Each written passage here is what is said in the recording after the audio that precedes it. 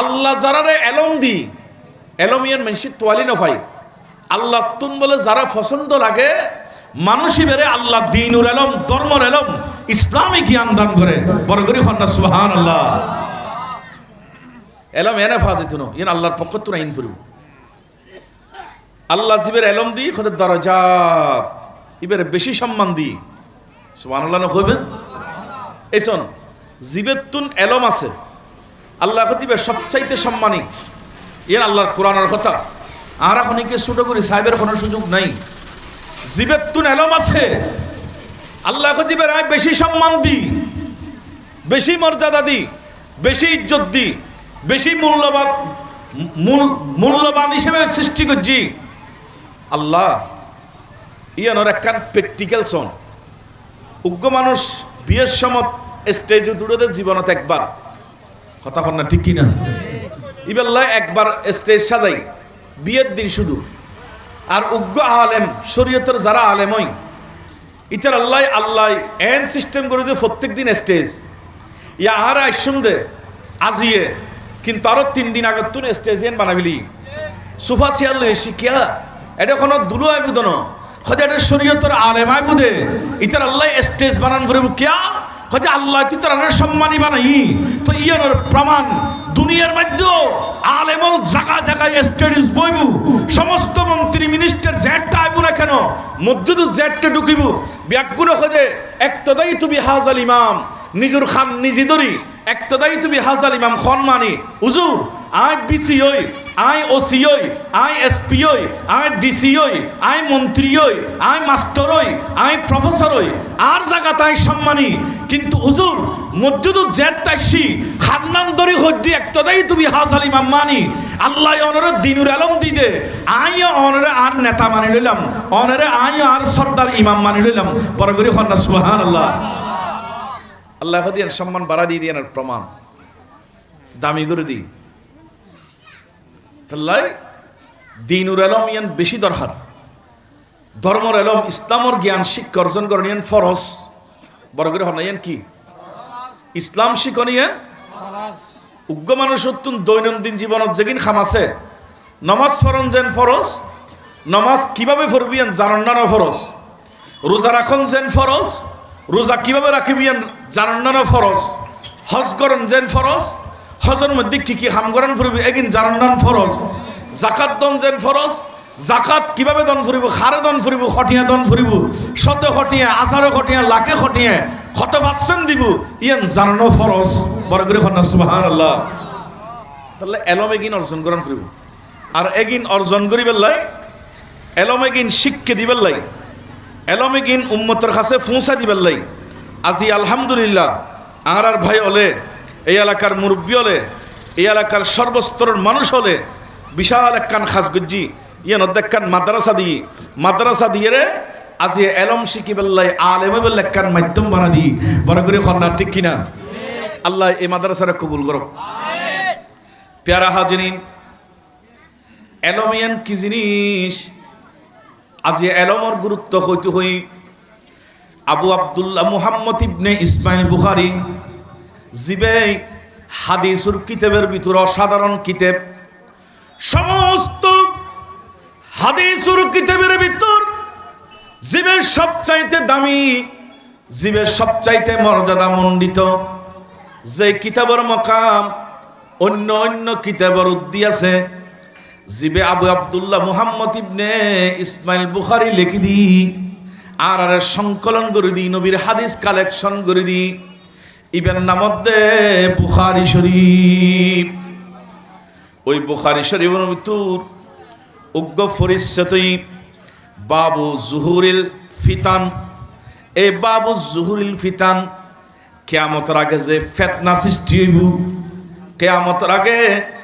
দুনিয়ার যে সমস্যা সৃষ্টি হইব কি কি সমস্যা পরে কি কি হইব এগিন বর্ণনা করতে চাই আর নবীর উগ্র হাদিস হযরতে আবু আব্দুল্লাহ মুহাম্মদ ইবনে ইসমাইল বুখারী বর্ণনা করেন এবে হয়তো উমর ইবনুল খাত্তাব রাদিয়াল্লাহু তাআলা আনহু এবং এই হাদিস বর্ণনা করে দেখ হযরত আবি মুসা আশআরী রাদিয়াল্লাহু তাআলা আনহু বে হযরত ক্বালা النبي সাল্লাল্লাহু আলাইহি ওয়াসাল্লাম।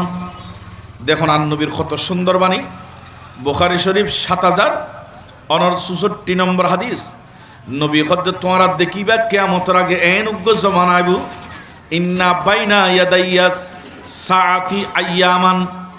উম্মত কিয়ামতের আগে পুরো পৃথিবীর এমন দিন যাবিগুই, এমন একখান অবস্থা যাবিগুই, এমন একখান অবস্থা সৃষ্টি যাবিগুই, যে মুহূর্তে দেখিবা দে দুনিয়াতুন আল্লাহ ইউরফাউ ফিহাল ইলমু। আল্লাহ বলে দুনিয়াতুন কিয়ামতের আগে এলমরে তুলি লই যাবিগুই। দুনিয়াত এলম থাকতো না, হদুজুর এলম জন্মমানি দুনিয়াত জ্ঞানী ইসলামী পণ্ডিতল থাকতো না। এলম দুনিয়াত কোরআনের এলম থাকতো না, হাদিসের এলম থাকতো না। কিয়ামতের আগে এগিন দুনিয়াতুন আল্লাহ লই যাইব। কিভাবে নিব, কেন নিব? আর নবী খদ্দের দুনিয়াতুন ইরফাউ ফিহাল ইলমু, আল্লাহ এলম লই যাইব। ওয়ানজিলু ফিহাল জাহালু, এবং মুরুক্কুতা বাড়ি যাবি গুই। অজ্ঞ মানুষ বিস্তার হইব, অজানা মানুষ বাড়ি যাবি গুই, আন্তাজ্যা মানুষ বাড়িব, কিন্তু জ্ঞানী মানুষ কমি যাবি গুই, জ্ঞান কমি যাবি গুই। এবং দেখিবা দে ওয়াকসিরু ফিহাল হারজু, এই দুনিয়ার মধ্যে তোমরা দেখিবা দে কতল মানুষ হত্যা বাড়ি যাবি গুই, বিশৃঙ্খলা বাড়ি যাবি গুই। উম্মত এলম দুনিয়াতুন জনগুই, কোরআন হাদিসুল এলম দুনিয়াতুন জনগুমানি। তোমরা মনে করিবা দে কিয়ামত অতি সন্নিকটে আগি। এতাল্লাই নবী খজ্জে উম্মত রে, তোমরা দিন ওর এলমর তালিম ধরে রাখো। মাদ্রাসা মসজিদ হানাইকা এগিন ধরে রাখো, কারণ এগিনোর মাধ্যমে মানুষের হাতে সঠিক এলম পৌঁছায়। বড় করি না সুবহানাল্লাহ। এগিন ধরে রাখো, আর নলে এলম বিদলি যাবি গুই, এলম যাবি গুই। তো এলম জনগুমানি কদি কিয়ামত খাসায় গিয়ে গুই, তোমরা বিপদত পড়ে যাবে গুই। হুজুর এখন এলম কেন নিব, এই কথান বুঝে পেল নাই। সহি বুখারী শরীফত আরোগ্য সহি হাদিস আছে। ইমাম বুখারী আবু আব্দুল্লাহ মুহাম্মদ ইবনে ইসমাইল বুখারী ইবে হদ্দে হাদিস ইবেন নম্বর দি দে 100 নম্বর হাদিস খুললে সন এডোগ্য ফরিসেত্র সনাগজ্জি বাবু কাইফা ইউকবাদুল ইলমা। এলম কিভাবে আল্লাহ নিয়ে যাবেন দুনিয়াতুন, এলম মান আল্লাহ কিভাবে নিব ইয়ান বর্ণনা করতে বুখারী। কিভাবে আল্লাহ এলম নেবে এই হাদিস বর্ণনা করতে গিয়ে আবু আব্দুল্লাহ মুহাম্মদ ইবনে ইসমাইল বুখারী বললেন, আন আব্দুল্লাহ ইবনে আমর ইবনুল আস রাদিয়াল্লাহু তাআলা আনহু হাদিস বর্ণনা করলেন। উনি বললেন ক্বালা সামিতু রাসূলুল্লাহি সাল্লাল্লাহু আলাইহি ওয়াসাল্লাম। আমার নবী সাল্লাল্লাহু আব্দুল্লাহ ইবনে আমর ইবনুল আস উনি বলতেছে এই হাদিসটা অন্য কারো কাছ থেকে কেন, আমি স্বয়ং নূর নবীজির জবান থেকে আমার কানে এ হাদিস শুনেছি। আর কানে বড় করে হন না, নবীর থেকে হাদিস শুনলাম। নবী হাদিস বর্ণনা করেছেন। হুজুর কিরকম? আমার নবী হাদিস বর্ণনা ইয়াকুল, নবীজি বললেন ইন্নাল্লাহ লা ইয়াকবিদুল ইলমা ইন্তিজাআন। আল্লাহ এলমকে দুনিয়া থেকে নেবে না টেনে টেনে। আমরা যদি কাউকে এই জায়গা থেকে সরাই দিতে চাই, টেনে হিসড়ে সরাই দিই, টানি আর টানিয়ে ললে যেগুলো না এটা থাক পাচ্ছি না। কিন্তু আল্লাহ বলে এলমরে দুনিয়ার তুন টানি টানি ননিব। তো আল্লাহ এলম কেন লই যাবেন? আর নবী শিখাদের যে এলম নেওয়ার সিস্টেম হলো ইয়ান্তাজিউহু মিনাল ইবাদ, বন্দা থেকে আল্লাহ এলম টেনে হিসড়ে নেবে না। ওয়ালাকিন ইয়াকবিদুল ইলমা বিকবদিল উলামা। দুনিয়ার মধ্যে বড় বড় যারা আলেম আছে তাদের মৃত্যু হবে, তোমরা দেখবা তাড়াতাড়ি আলেমগুলো মারা যাচ্ছে। আলেম যখন মারা যাবে বুঝতে হবে ওই আলেমের সিনাই করে আল্লাহ দুনিয়া থেকে এলম নিয়ে যাচ্ছে। আমার নবী বলল উম্মত এলম নিয়ে যাওয়ার কাইফিয়ত হলো আলেমদের মৃত্যু হওয়া, এটা এলম নিয়ে যাওয়ার একটা সিস্টেম। আর তোমরা মনে রাখবা যত আলেম ইন্তেকাল হবে দুনিয়া থেকে তত এলম চলে যাচ্ছে। ওই এলমের বিদায় হওয়া মানে কিয়ামত কাছে আসা। আলহামদুলিল্লাহ আজকে শুকরিয়ার বিষয় আমাদের সন্দীপ পাড়ার বাইরা মাদ্রাসা প্রতিষ্ঠা করে আমার নবীর ওই মেরাজ এলমকে ধরে রাখার জন্য কোরআনের বাগান বানিয়ে হাদিস ধরে রাখার জন্য মাদ্রাসা চালু করেছেন। তার মানে আপনারা তো আমার রসুলের মেরাজকে ধরতে চেয়েছেন, এটার উপর অবশ্যই নবীর সন্তুষ্টি পাওয়া যাবে। সুবহানাল্লাহ। দেখছেন? এবার এরপর আসেন, যখন আলেমেরা মৃত্যুবরণ করবেন, শোন বড় বড় আলেম যেতে বেকুন মরে যাবি গুই, আলেম হল যে তেনতে কালো যাবি গুই, তো উগ্র আলেম জন্মানি এবার সিনেত গড়ি এলম যাবি গুই। আল্লাহ এলমরে টানি হিস্ট্রি নিব, আলেম হলের মৃত্যুর মাধ্যমে নিব। উগ্র আলেম জন্মানি এলমর এক কান জাহাজ গিয়ে গুই, উগ্র আলেম জন্মানি অনর এলমর এক কান সাগর গিয়ে গুই।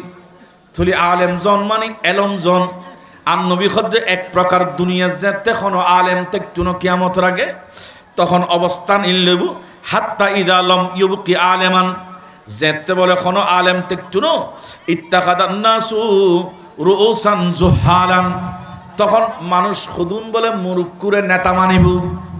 বুঝছে না? বুঝুন, মুরুক্কু খুদুন মানুষ জিবে কোরআন ন জানে হাদিস ন জানে, ইবেরে বলে মানুষ নেতা মানিব। ওই নেতা ইবের বড় বড় ফতোয়া দিব শরীয়তর, অথচ শরীয়ত সম্পর্কে জ্ঞান নাই, কোরআন ন জানে হাদিস ন জানে ফতোয়া দিব। আর নবী কত উম্মত কিয়ামতের আগে তোরা দেখিবা এই মুরুক্কুওয়ালারা মানুষ নেতা মানিব। নেতা মানানোর ফরদি ফাসুইলু ফাআফতাউ, ফাসুইলু তারার কাছে মানুষ ফতোয়া জিজ্ঞেস করিব, ফাআফতাউ ইতারা বলে ফতোয়া দিব। বেগাইরি ইলমিন তারা তুন কোনো এলম নাই, কিন্তু এলম ছাড়াই ফতোয়া দন মানি খনকিয়ার গরত অনর দিবের মতো কিছু নাই। ইবে দান গরের হলি বুঝন পড়িব চুরি গরিদের। তো এখন এলম ছাড়া মানুষ ফতোয়া কেনে দিব? হদে এলম ছাড়া মানুষ ফতোয়া দিব খেললে ফতোয়া। আর নবী খদ্দে ফাদল্লু আদাল্লু, এমন ফতোয়া দিব যে ফতোয়াতে গুম রইব, মানুষও গুম রইব। উম্মত রে ওই কঠিন পরিস্থিতি যাবার আগে তোমরা একখান জিনিস ন বলিবে, ইয়ার মধ্যে এলমরে নসারিবা, কোরআন হাদিসুর এলমর বাগানিয়ান ধরে রাখো। বড় করি খন্না সুবহানাল্লাহ। আজ এলমর তকাজা আর তো নাই, আর তো গুম এলমিয়ান কি জিনিস? এন ফরজ নমাজ ফরন ফরজ, নমাজ জেললে ফরজ, নমাজতুন আরো বেশি শক্তিশালী ফরজ দিনুর জ্ঞান অর্জন করন। খনকে ন জানে আন্তাজ্য নামাজ পড়লি সওয়াব নাই, শুধু আল্লাহ আল্লাহ গলি বোধ কি কথা মাফুজি বিভিন্ন অনেক ভুল ডাকিলি ইয়ানত ফায়দা নাই। আল্লাহরে ডাকিবের সময় শুদ্ধ করে ডাকন করিব। আরে মগর ভাষা শিখিলাম, ছাকমহলের ভাষা শিখিলাম, আর বিদেশত যাই আরবি ভাষা শিখি ফেলাইলাম, আমেরিকাত যাই কঠিন ইংরেজি ভাষা শিখি ফেলাইলাম, কিন্তু আল্লাহর কোরআন শিখতে আমরা অলসতা করি। আর নবী কত উম্মত কিয়ামতের আগে মানুষ এলমতুন দূর যাবে গই, জাহিলাতের মিক্কা জাফি পড়িব। ওটাই মত তোমরা এলমরে গুরুত্ব দাও, এলমরে মূল্যায়ন করো, কারণ এলম ছাড়া খনজ্ঞ মানুষ বাসন্নান সম্ভব ন। এলম অর্জন করন ফরজ। বড় করি খন্না সুবহানাল্লাহ। এলম অর্জন করেন ফরজ হয়েছে, খন এলম অর্জন করেন কি ইয়া যে ফরজ খামল্লে মাদ্রাসা বানাই দে, ইয়ান দরকার আছে এলাকালে। আয় আরোগ্য হাদিস যাই সিহাসিত্তার অন্যতম কিতাব শহীদ তিরমিজি যেতে খুলিলাম, এটার ভিতর 2682 নম্বর হাদিস, অনেক লম্বা হাদিস। মুহাদ্দিসিন কেরাম ব্যাগুণে খজ্জে হাদিসিবে সহি, হাদিসিবে কি আমরা কি আর ভাষা বুঝতে লিখুন না? হাদিসটা সহি বলো না, হাদিসটা কি সহি হাদিস। এই হাদিসে পাক দেখেন, আন কায়াস ইবনে কাসির, তাবেঈ হযরতে কায়াস ইবনে কাসির, উনি বললেন ক্বালা কাদিমা রাজুলুন মিনাল মদিনাতি আলা আবি দারদাই ওয়া হুয়া দামিশকা, বললেন আমি দামেস্কের ওই হযরতে আবি দারদার রাদিয়াল্লাহু তাআলা আনহুর সাথে মসজিদের বিষর বসা ছিলাম। দামেস্কের মসজিদের মধ্যে আয় বইতে কি নবীর একজন সাহাবী হযরতে আবু দরদার রাদিয়াল্লাহু তাআলা আনহুর সাথে, ওটা নবীর সাহাবী, নবীর সাহাবীর সাথে কায়াস ইবনে কাসির বলতেছে আমি বসা ছিলাম, হঠাৎ দেখলাম একজন ব্যক্তি ফাকালা মা আকদামাকা ইয়া আখি ফাকালা হাদিসুন বাল্লাগানি, দেখলাম একজন ব্যক্তি, আমি দেখলাম ক্বালা খাদিমা রাজুলুন মিনাল মদিনাতি আলা আবি দারদা রাদিয়াল্লাহু তাআলা আনহু, নবীর সাহাবী আবি দারদারের কাছে মদিনা থেকে একজন মানুষ আসলো। কোথায়? মদিনা, কোথায়? দামেস্ক। মদিনা থেকে দামেস্ক গিয়েছেন। কেন? দেখেন মানুষটা এসে সেখানে বসে গেলেন, বসে ওই মানুষটা দামেস্কের মসজিদে বসে বললেন ফাকালা মা আকদামাকা ইয়া আখি, ও নবীর সাহাবী হযরতে আবি দারদার রাদিয়াল্লাহু তাআলা আনহু, আমি তো আপনার কাছে এসেছি। যাই ওর কাছে এসেছি, আমি আপনার কাছে এসেছি, কি জন্য এসেছেন? উনি বললেন ফাকালা হাদিসুন, শুধুমাত্র আমার নবীর একটা হাদিসের জন্য। এই শোনো, আর এত সম্পদ হলে দূরি, জায়গা জমিলে দূরি, নবীর সাহাবী শত শত মাইল, হাজার হাজার মাইল অতিক্রম করে আরেক জায়গায় চলে যাচ্ছেন, আরেক সাহাবীর কাছে। কেন গিয়েছেন? উনি বললেন আমি গিয়েছি ফাকালা হাদিসুন, আমার নবীর একটা হাদিসের জন্য। রাসূল করিম রউফুর রহিম সাল্লাল্লাহু তাআলা আলাইহি ওয়া সাল্লামের একটা হাদিসে পাকের জন্য সুদূর মদিনা থেকে দামেস্কের মসজিদে চলে গেলেন। উনি গিয়ে বললেন বালাগানি আন্নাকা তুহাদ্দিসুহু আন রাসূলিল্লাহি সাল্লাল্লাহু আলাইহি ওয়া সাল্লাম, আমার কাছে খবর পৌঁছেছে আপনার কাছে নাকি আমার নবীর একটা হাদিস আছে। ও সন্দীপ পাড়ার ভাইরা, চায়ের দোকানে বসে, বাড়ির আঙ্গিনায় বসে সময় নষ্ট করতেছেন, আর আমার নবীর একটা হাদিস শোনার জন্য সাহাবীরা শত শত মাইল অতিক্রম করে চলে যেতেন। আজকে এখানে তো একটা দুটা নয়, অসংখ্য হাদিস বর্ণনা করা হচ্ছে। কত গুরুত্বপূর্ণ মজলিস, একটু চিন্তা করে দেখেন না। হযরত কায়াস ইবনে কাসির বললেন, ওই আগন্তুক ওই ব্যক্তি এসে বলল হযরত আবি দারদার রাদিয়াল্লাহু তাআলা আনহুকে, হুজুর আমি আপনার কাছে এসেছি, ও নবীর সাহাবী আপনার কাছে এসেছি, টাকার জন্য না, পয়সার জন্য না, আমি আপনার কাছে এসেছি শুধুমাত্র হাদিসুন, আমার নবীর একটা হাদিস শুনতে। কারণ বাল্লাগানি, আমার কাছে সংবাদ পৌঁছেছে, আন্নাকা হাদিসুহু আন রাসূলুল্লাহি সাল্লাল্লাহু আলাইহি ওয়াসাল্লাম, আপনার কাছে নাকি আমার নবীর একটা সহিহ হাদিস আছে, আমি সহিহ হাদিস নিতে এসেছি। ক্বালা আমা জিতা লিহাজাতিন, এটা ছাড়া অন্য কোনো উদ্দেশ্য নয়, আমি ব্যবসার জন্য আসি নাই, টাকার জন্য আসি নাই, ঘর বাড়ি বানানোর জন্য আসি নাই, আমি এখানে কোনো নারী শাদী করার জন্য, বিয়ে শাদীর জন্য আসি নাই, কারো দৌলতের জন্য আসি নাই, আমি মক্কা থেকে দামেস্কে চলে এসেছি। আমি শুনেছি আপনার কাছে আমার নবীর একটা হাদিস আছে, ওই হাদিসটা নেয়ার জন্য আমি কষ্ট করে সুদূর মদিনার শহর, নবীর শহর মদিনাতুত তৈয়বা থেকে আপনার কাছে এসেছি। এ ভাই, কোন কি বুঝাচ্ছে এগুলো ভালো করে খেয়াল করেন। মদিনা এটা কেমন জিনিস?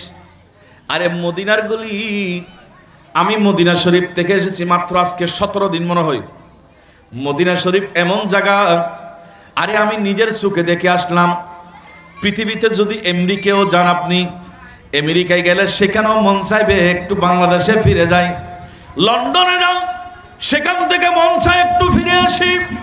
আপনি পৃথিবীর যত উন্নত রাষ্ট্র সফর করেন, ঘুরে দেখেন, আপনার মন চাইবে একটু ফিরে চলে যায়, আবার নিজের দেশ বাংলাদেশে স্ত্রী পুত্রের কাছে চলে যায়। কিন্তু খোদার কসম, একজন আসে, যখন আমার নবীর কাছে মদিনা চলে যায়, তখন মদিনা ছেড়ে আসতে মন চায় না। যেই মুহূর্তে মদিনা শরীফ ছেড়ে গাড়িতে উঠলাম, আমরা চলে আসব, দিলের মধ্যে এমন একটা আঘাত লাগে যায়, অজস্র দুই চোখ দিয়ে পানি ঝরতে থাকে। আরে আজকে কোথায় যাচ্ছি? আল্লাহ তো এই নবী সদকায় আমাদেরকে সব কিছু দান করে দিয়েছে। মদিনা এটা এমন জায়গা, যে জায়গার অলিগলিতে আমার নবীর খুশবু পাওয়া যায়। আরে আলা হযরত বলেছেন উন্নি কি महकने दिल के गुंचे खिला दिए हैं जिस राह चल गए हैं कोचे बचा दिए हैं। বড় করে বলো না সুবহানাল্লাহ। আলা হযরত বলতেছে আমার নবী কোন রাস্তা দিয়ে কেউ বলতে হতো না, রাসূল যে রাস্তা দিয়ে হাঁটতেন সেই রাস্তা আমার নবীর সাথে লাগার কারণে রাস্তা পর্যন্ত খুশবুদার হয়ে যেত, বু বু করে খুশবু আসতো। এক দিল হামারা ক্যা হে আজারা উসকা कहते ना तुमने तू चलते फिरते तुमने तू चलते फिरते मुर्दे जिला दिए हैं उनकी महकने दिल के गुंचे खिला दिए हैं। বড় করে বলো না সুবহানাল্লাহ।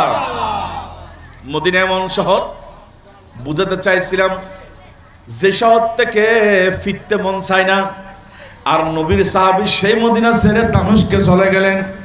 হুজুর কি জন্য গেলেন উনি বর্ণনা করতেছেন, আমাজিতা আমি এসেছি একটা কারণে, অন্য কিছু না, লিহাজাতি আমার অন্য কোনো হাজত ছিল না, উদ্দেশ্য ছিল না, শুধু একটা উদ্দেশ্য।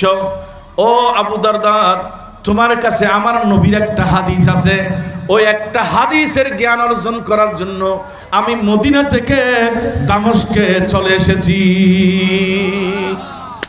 আরে আল্লাহ, দেখছেন এত দূর পথ চলে গেছে শুধু একটা হাদিসের ইলম অর্জন করার জন্য।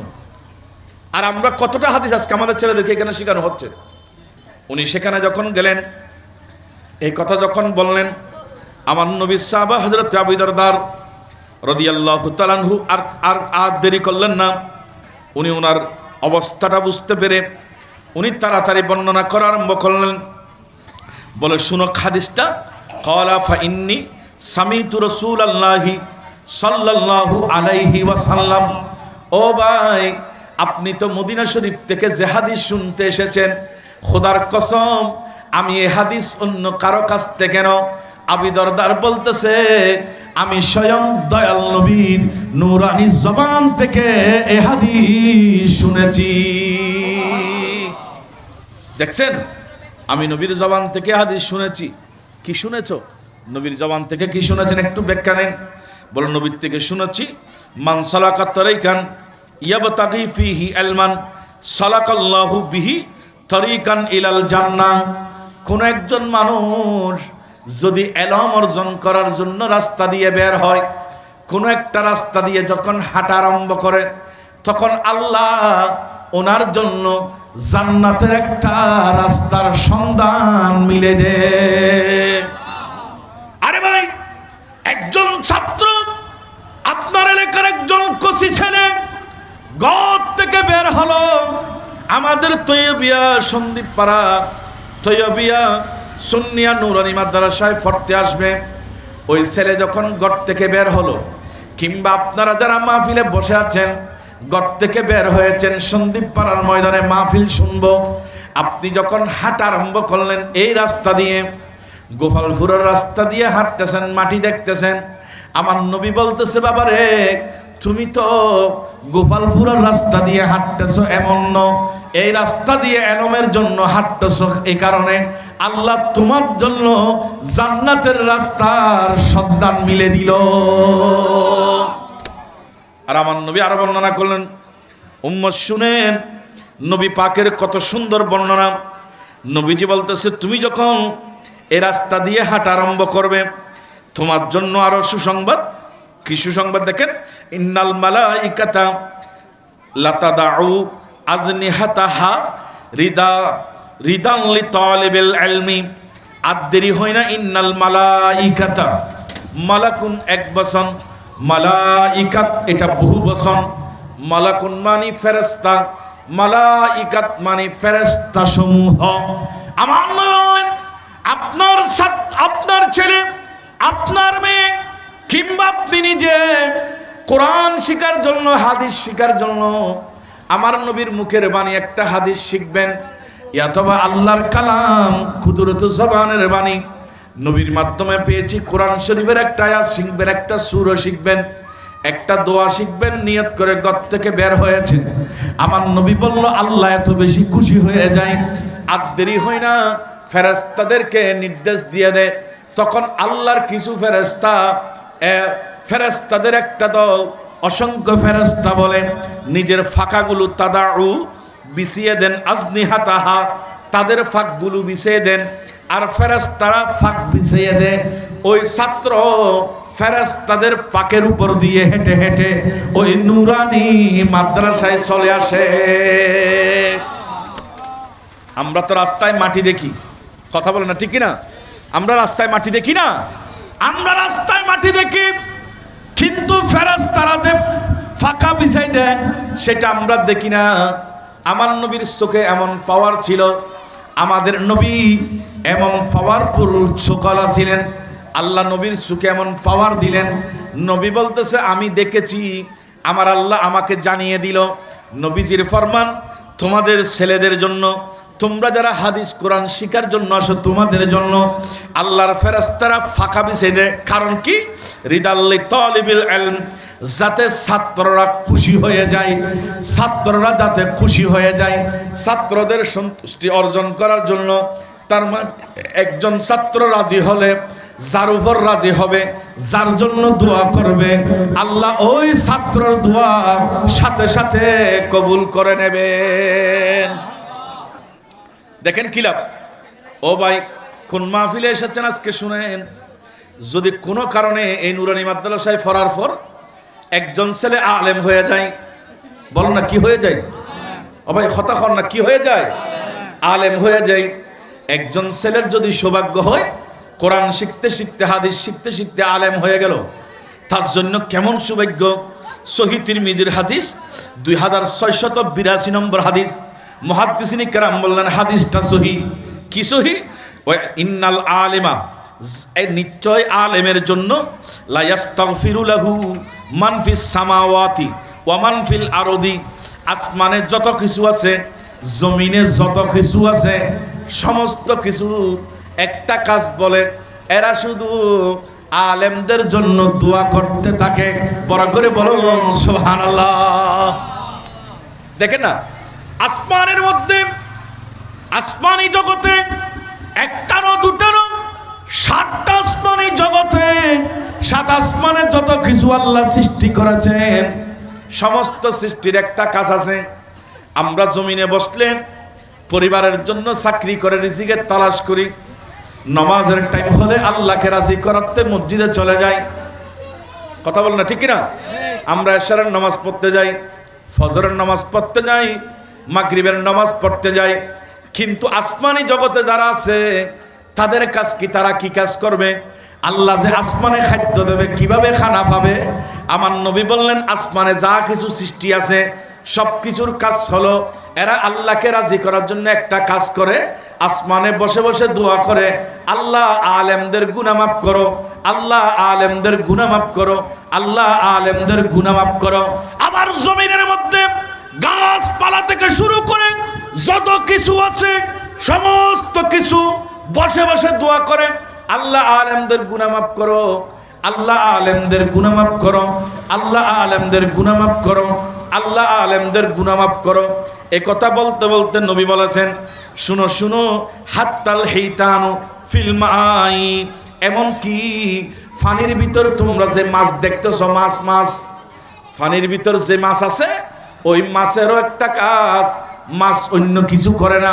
আল্লাহ যে পানির ভিতর মাছকে খাদ্য দিচ্ছে, আল্লাহ মাছের উপর আপনি এত রাজি কিভাবে হলেন? মাছ আপনাকে কিভাবে রাজি করলো? বলে পানির ভিতর মাছও একটা কাজ করে। আমরা তো আল্লাহকে রাজি করার জন্য নামাজ পড়ি, আর মাছের জন্য নামাজ নাই। মাছকে আল্লাহ একটা কাজ দিয়েছে, পানির ভিতর বসে বসে আল্লাহর দরবারে দোয়া করে, আল্লাহ আলেমদের গুনাহ মাফ করে দাও, আল্লাহ আলেমদের গুনাহ মাফ করে দাও, আল্লাহ আলেমদের গুনাহ মাফ করো। আরে গাতের পিঁপড়ারা, গাতের ভিতর ছোট্ট ছোট্ট ক্ষুদ্র ক্ষুদ্র লাল পিঁপড়া আমরা দেখি, ওই পিঁপড়াগুলো গাতের ভিতর বসে বসে খাদ্য ভাই। আল্লাহকে রাজি করার জন্য আমরা নামাজ পড়ি, আল্লাহকে রাজি করার জন্য কোরআন তেলাওয়াত করি, আল্লাহকে রাজি করার জন্য দরুদ শরীফ পড়ি, আল্লাহকে রাজি করার জন্য আমরা যাকাত দিই, আল্লাহকে রাজি করার জন্য আমরা হজ করি, আল্লাহকে রাজি করার জন্য মা বাবার খেদমত করি, আল্লাহকে রাজি করার জন্য বড়কে সম্মান করি, আল্লাহকে রাজি করার জন্য ছোটকে স্নেহ করি।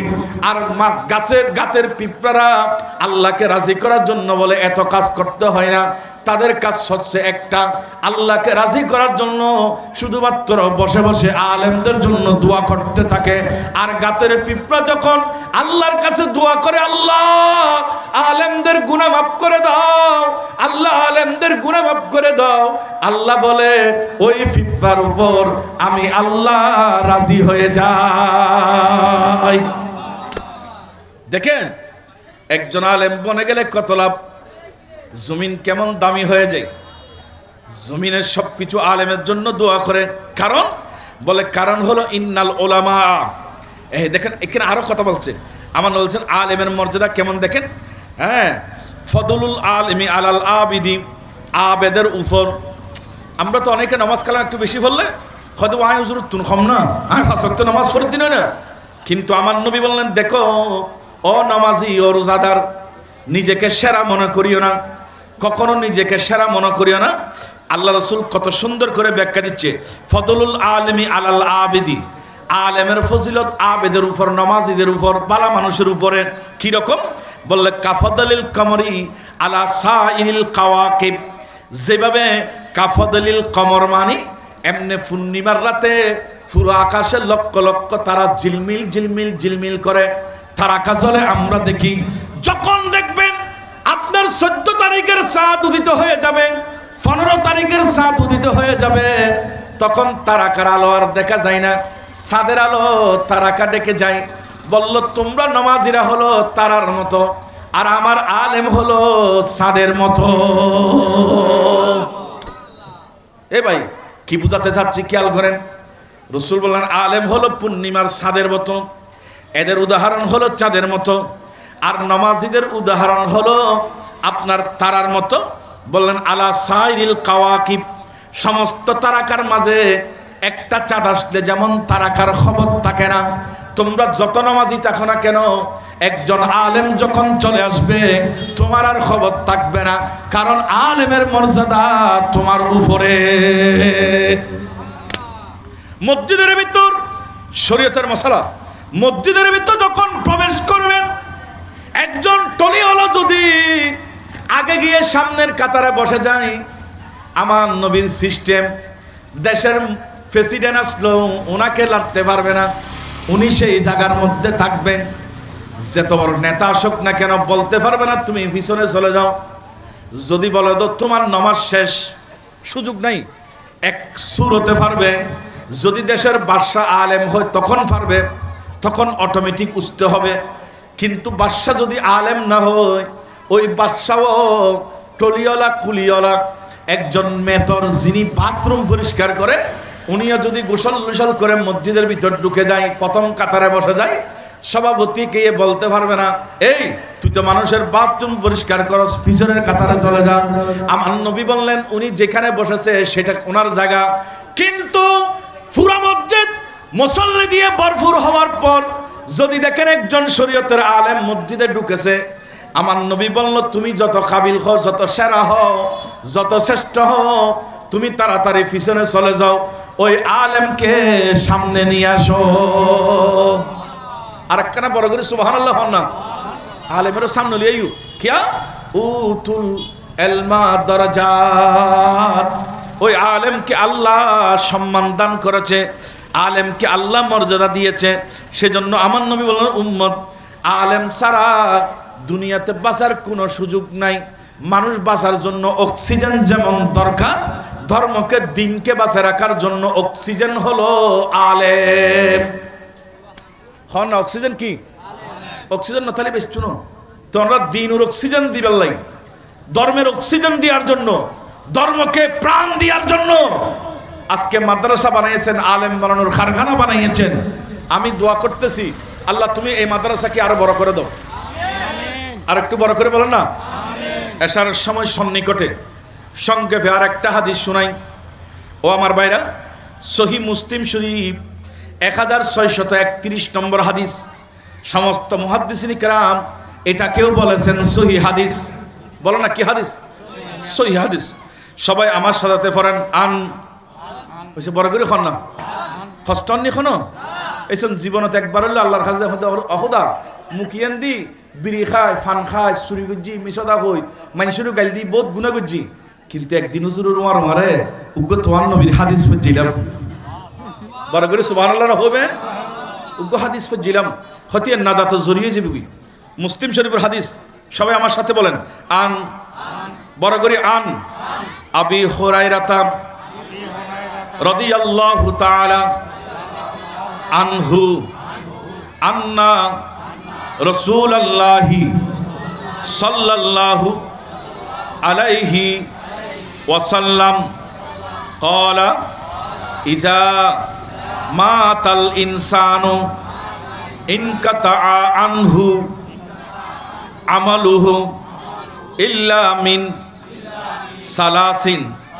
সালাসাতিন ইল্লা মিন সাদাকাতিন জারিয়াতিন আও ইলমিন ইউনতাফাউ বিহি আও ওয়ালাদিন সালিহিন ইয়াদউ লাহু রাওয়াহুল মুসলিম। বড় করে বলেন না সুবহানাল্লাহ। প্যারা হাজিরিন, কোন নবীর মাহফিলে বসেছেন মনোযোগ সহকারে শুনেন। সহিহ মুসলিমের হাদিস। নবী বলতেছে মারা যাওয়ার পরে আমলের রাস্তাগুলো বন্ধ হয়ে যায়। মরা মানি লা ইয়াকুমু ওয়া লা ইয়াকুদু ওয়া লা ইয়াশরাবু। মরি গেলি মানুষ আর দাঁড়াইতে পারে না, বসতে পারে না, খেতে পারে না, সালাম দিতে পারে না। সেজন্য মরা মানুষকে সালাম দেয় না। যতক্ষণ দাফন করবে না ততক্ষণ সালাম নাই। কবরে যাওয়ার পর বলতে হবে আসসালামু আলাইকুম ইয়া আহলাল কুবুর, কারণ কবরের মধ্যে আল্লাহ প্রাণ ফিরে দেয়। সেজন্য বড় করে বলুন না সুবহানাল্লাহ। আমার নবী বললেন কবরে যাবে, নামাজ বন্ধ, রোজা বন্ধ, যাকাত বন্ধ, কিন্তু তিনটা রাস্তা দিয়ে সওয়াব তোমার জারি থাকবে। এক নম্বর রাস্তা হলো তোমার ইল্লা মিন সাদাকাতিন জারিয়া, যারা সদকায়ে জারিয়া দিয়েছে। হুজুর সদকায়ে জারিয়া কি? যে দানের সওয়াব প্রবাহমান থাকে। এই সন্দীপ পাড়া মসজিদে যারা টাকা দিয়ে বানিয়েছে তারা কবরে চলে গিয়েছে, অনেকজন আছে, কিন্তু কবরে যাওয়ার পরও নামাজ পড়তে পারতেছে না। কিন্তু আমরা যখন নামাজ পড়ি তাদের কবরে অটোমেটিক সওয়াব দেবে। রবি কোম্পানি যেমন অটোমেটিক টাকা কাটে আমরা বলতে পারি না, কিন্তু সওয়াব আমার থেকে কাটবে না, আমারগুলো আমাকে দেবে। আর ওই যিনি মসজিদ বানিয়েছেন, উজুখানা বানিয়েছেন, রাস্তা বানিয়েছেন, মাদ্রাসা বানিয়েছেন, ওনার কবরও সওয়াব যেতে থাকবে। এটাকে বলা হয় সদকায়ে জারিয়া। বলো না সদকায়ে যে কাজগুলি কবর সওয়াব জারি থাকে বের হতে সদকায়ে জারিয়া। সদকায়ে আর একটা রাস্তা হলো ইনকাতা আনহু আমালুহু, আমল সব বন্ধ হবে, কিন্তু আও ইলমিন ইউনতাফাউ বিহি, কেউ একজন জ্ঞানী হয়েছে, আলেম হয়েছে, ওনার 100 জন ছাত্র আছে, উনি মারা গিয়েছে, ছাত্ররা যতদিন এলম নিয়ে আবার ছাত্র পড়াবে, যতদিন ওই এলম নিয়ে ছাত্ররা বাঁচি থাকবে, ভালো কাজ করবে, জিনাত থেকে নামাজ শিখেছে, রোজা শিখেছে, হজ শিখেছে, কোরআন শিখেছে, হাদিস শিখেছে, ওনার কবরে একটা সওয়াব যেতে থাকবে। আমার নবীর উম্মত আরেকটা হলো আউয়ালাদিন সালিহিন ইয়াদউ লাহু। তুমি মারা যাওয়ার সময় যদি একটা ভালো ছেলে রেখে যাও, আউয়ালাদিন সালিহিন, ছেলে রাখলে হবে না, ভালো ছেলে রেখে যাও। অনেক ছেলে মা বাপ মারা গিয়েছে, কবরে ফারা গিয়ে আসসালামু আলাইকুম ইয়া আহলাল কুবুর এটাও বলতে পারে না, আলহামদু শরীফ পড়তে পারে না, কুল হুয়াল্লাহু আহাদ বলতে পারে না, ইয়াসিন ওয়াল কুরআনুল হাকিম বলতে পারে না, আর রহমানু আল্লামাল কুরআন বলতে পারে না। এরকম ছেলে 50টা রেখে যাইও না ভাই। একজন ছেলে রেখে যাও যিনি তুমি মারা যাওয়ার পর কবরে গিয়ে কান্না করবে, ও আল্লাহ, ও মালিক, এটা আমার বাবার কবর, এটা আমার মার কবর, আল্লাহরে আমি সূরা ইয়াসিন আদায় করলাম, আমার নবী বললেন শুক্রবার জুমার নামাজ পড়ে যদি সূরা ইয়াসিন পড়তে পারে এমন একজন ছেলে রেখে যাও। ডিসিএসপিওসি হতে হবে না, বুয়েটের বিসি, সুয়েটের বিসি, প্রবিসি হতে হবে না। এই ছেলে যদি শুধু কোরআনের হাফেজ হয়, আলেম হয়, কিংবা সূরা ইয়াসিন শিখেছে শুদ্ধ রূপে, বাবার কবরস্থানে পড়ে যখন দুনোটা চোখের পানি ছেড়ে দিয়ে আল্লাহর দরবারে কাঁদবে, আল্লাহ আমার বাবার কবর, আমার নবী বলেছেন ইয়াদু লাহু, সূরা ইয়াসিন পড়ার পর দোয়া করবে। ইয়াদু লাহু মানে বাবার জন্য দোয়া করবে, মার জন্য দোয়া করবে।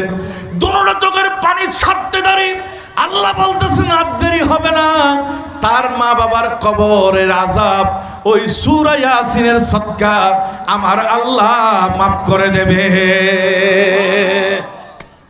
দেখছেন নি? সেজন্য আজকে মাদ্রাসা হয়েছে, ছেলে সূরা ইয়াসিন পড়তে পারার মতো ছেলে রেখে যান।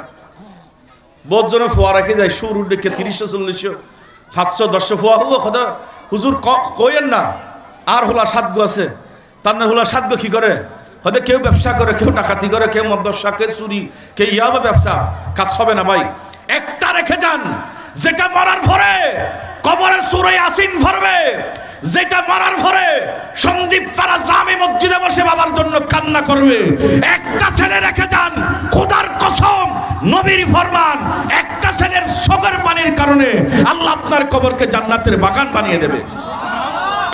30টা রাখার দরকার নেই।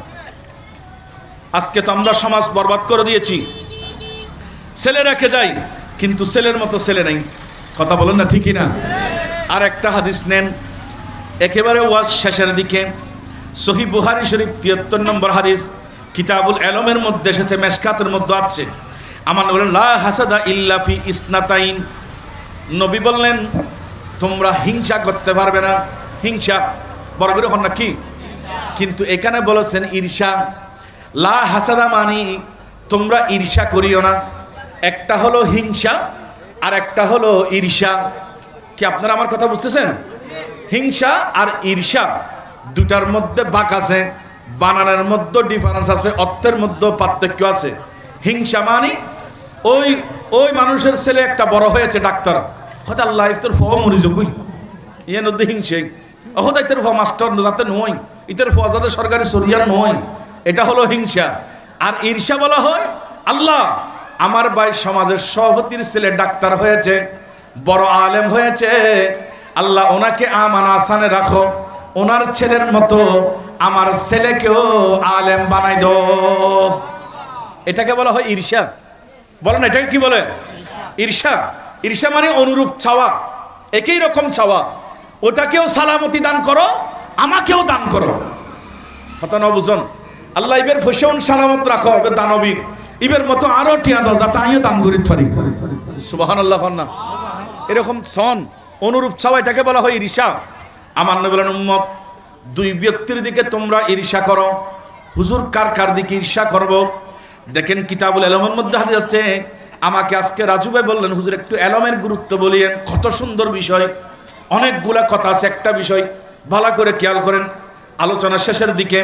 আমার নবী বলেন উম্মত লা হাসাদা ইল্লা ফি ইসনাতাইন, দুইজনের ছাড়া আর কারো দিকে ঈর্ষা করা যাবে না। উল্লেখযোগ্য দুইজন কারা? বলেন রাজুলুন আতাহুল্লাহু মালান, ওই ব্যক্তির দিকে ঈর্ষা করো যাকে আল্লাহ বেশি টাকা পয়সা মাল দৌলত দিয়েছে, তার দিকে ঈর্ষা করো। কোন মালদার? যে মালদার ফাসুল্লিতা আলা হালাকাতিহি ফিল হক, দ্বীনের জন্য, ইসলামের জন্য, হকের জন্য টাকা খরচ করে, ওই ব্যক্তির মতো আমাকেও টাকা দাও, এটা বলতে পারবেন। আবার বহু টাকাওয়ালা আছে পকেটে ধরে রাখে, হুজুর ওয়াজ করতেছে এই মসজিদে 2 লাখ টাকা, 1 টাকা দিলে লাখ টাকার সওয়াব পাবে, কিন্তু সেই পকেট থেকে 1 টাকাও বাইর করে না। জুমার দিন নামাজ পড়ে মাত্র ফাটা 2 টাকা, যেটা পুরো চন্দ্রগুনা চালাইতে পারে না, ওই টাকা এনে মসজিদের ফটের মধ্যে দেন। এরকম মানুষও আমাদের বাংলাদেশে আছে। কথা বলেন ঠিক কিনা? আমরা সন্দীপ ফারানা দিই, কিন্তু বাংলাদেশে আছে তো পেঁয়াজিয়ান সরান্না ফার মার্কেট মসজিদের ফটক মারি দেয়, হয়তো তো এটা কোনো হিসাব নাই, এটা দিত। ইতে মনে করেন যে খোদার হচ্ছে ঠকার, আল্লাহকে ঠকার নাই, আপনি নিজে ঠকেছেন। সাহাবীরা কি করতে জানেন? কোরআন শরীফ লান তানালুল বিররা হাত্তা তুনফিকু মিম্মা তুহিব্বুন। এই আয়াত যখন নাজিল হলো, আবু তালহা আনসারী নামের ওই আনসারী সাহাবী আমার নবীর কাছে এসে বলল, ইয়া রাসূলুল্লাহ, আমার খেজুরের বাগান আছে কয়েকটা, সেখান থেকে সবচাইতে দামি বাগান যেটা, আমি ওই বাগানটা ইসলামের জন্য দিয়ে দিলাম। দেখেন, এরা দামিগুলো দেয় আর আমরা ফাটাগুলো দিই। চারা হতুন আল্লাহর কাছে প্রিয়। সমস্যা তো এখানেই। ও ভাইরা, কি বলতে চেয়েছিলাম, যে মানুষকে আল্লাহ টাকা দিয়েছে এবং দানও করে, তার দিকে ঈর্ষা করো। আল্লাহ ওনার মতো আমাকেও টাকা দাও যাতে আমি দান করতে পারি। হুজুর আরেকটাকে, আমার নবী আরেকটা হলো ওয়ারাজুলুন আতাহুল্লাহু হিকমাতা, আতাহুল্লাহুল হিকমা, তার দিকে তোমরা ঈর্ষা করো যাকে আল্লাহ জ্ঞান দিয়েছে, ওই জ্ঞান দিয়ে ফাহুয়া ইয়াকদি বিহা ওয়া ইউআল্লিমুহা, সে জ্ঞান দিয়ে দুটা কাজ করে। একটা মানুষের কাছে সৎ বিচার করে, হককে হক বলে, না হককে না হক বলে, সত্যকে সত্য বলে, মিথ্যাকে মিথ্যা বলে, হালালকে হালাল বলে, হারামকে হারাম বলে। এই কাজগুলো যারা করবে এবং ওই আল্লিমুহা, তারা তাদের জ্ঞান মানুষকে শিক্ষা দেবে, ওই ধরনের জ্ঞানীদের দিকে তোমরা ঈর্ষা করো, ওই ধরনের জ্ঞানীদের অনুরূপ জ্ঞান কামনা করো, এটা তোমাদের জন্য ইবাদত। বড় করে বলুন না সুবহানাল্লাহ। জি, তাহলে এলম লাগবে। কথা বলুন না, এলম কি বড় করে বলুন না সবাই, কি লাগবে? এলম ছাড়া ভাই যদি আপনি এমনি ফিরে হয়ে যান ধ্বংস। গত কয়েকদিন আগে দেখলাম ওই বলখালী কোথাকার একজন ফির, সেই বসে আছে আর তার একজন গায়ক সেখানে দাঁড়িয়ে বলছে, মেরে মুর্শিদ হারবাঙ্গিরি, হেরে মেরে মৌলা হারবাঙ্গিরি, মেরে রসুল হারবাঙ্গিরি। আচ্ছা, ফির কি খোদা হতে পারে? এ ভাই কথা বলে না, খোদা হতে পারে? ফির কি রসুল হতে পারে? এগুলা কোথায় যাবেন?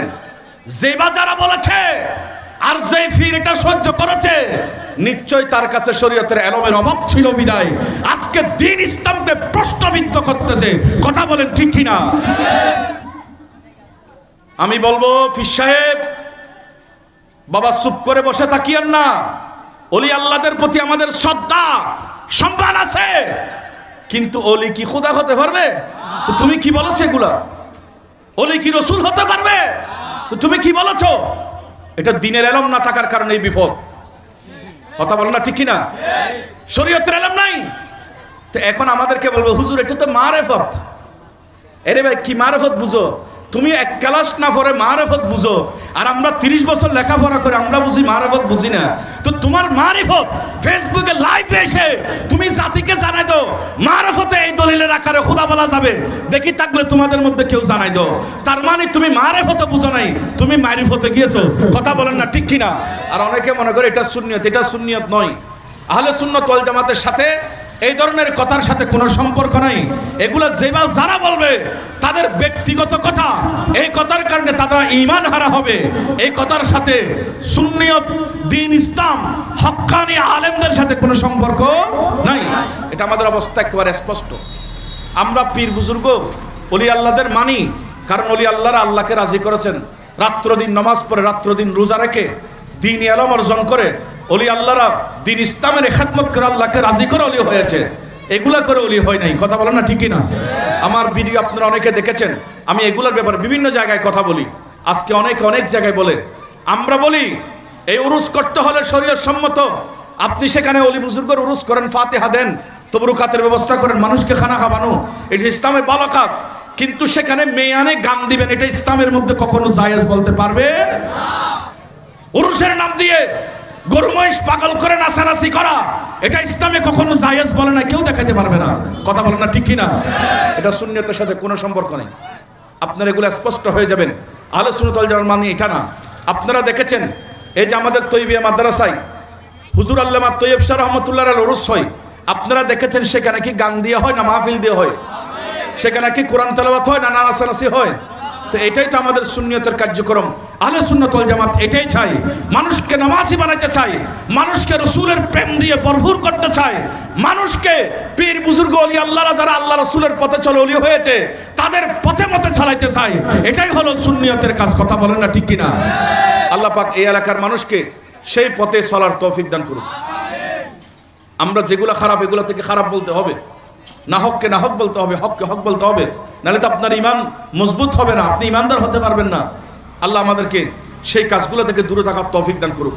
কোরআন আল্লাহ বলেছেন, মা আতাকুমুর রাসূলু ফাহুযুহু ওয়া মা নাহাকুম আনহু ফান্তাহু। আল্লাহ যেগুলো দিয়েছেন রসুলের মাধ্যমে, রসুল তোমাদেরকে যা দিয়েছে এগুলো তোমরা বুকে টেনে নাও, রসুল যা ছাড়তে বলেছে ছেড়ে দাও। লাকাদ কানা লাকুম ফি রাসূলিল্লাহি উসওয়াতুন হাসানা। নবীজি বলেছেন আমার আদর্শ, নবীর আদর্শ। আল্লাহ বলেছেন নবীর মধ্যে তোমাদের জন্য উত্তম আদর্শ রয়েছে। আল্লাহ সে আদর্শে আদর্শিত হওয়ার সেই তৌফিক দান করুক।